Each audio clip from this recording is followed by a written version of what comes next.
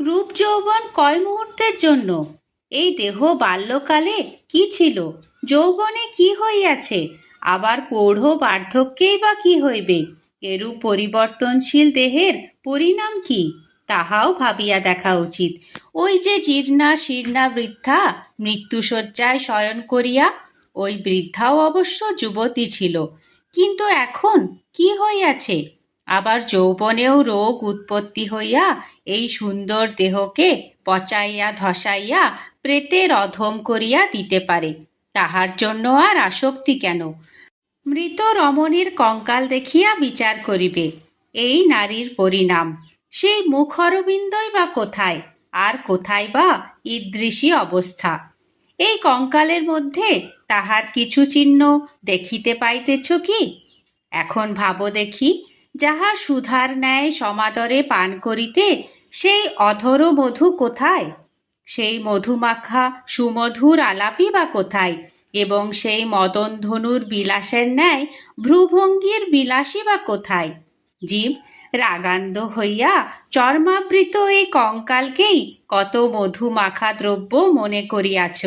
অন্ধ, সে সময়ে যদি তোমার এই পরিণাম মনে পড়িত, তাহা হইলে আর ঐরূপ দ্রব্য লইয়া আহ্লাদিত হইতে না। নশ্বর শরীরের জঘন্যতা সর্বদা আলোচনা করিলে কাম দমনে অনেক সহায়তা পাওয়া যায়। এই যে নবদার বিশিষ্ট শরীর, ইহা রক্ত ক্লেদ মলমূত্র ফেনাদি দ্বারা দুর্গন্ধীকৃত। ইহাকে সর্বদা পরিষ্কার না করিলে, যখন ইহা অতি অপরিষ্কার ও দুর্গন্ধযুক্ত হয়, তখন ইহার প্রতি আসক্তি কেন? এই যে শরীর, দেখিতে কি পাও না?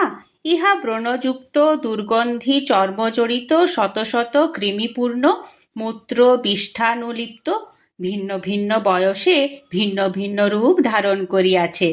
যদিও সকল প্রকার ভোগের বাস, কিন্তু মোহ প্রশক্তি দ্বারা নিশ্চয় মরণের কারণ হইয়া রহিয়াছে।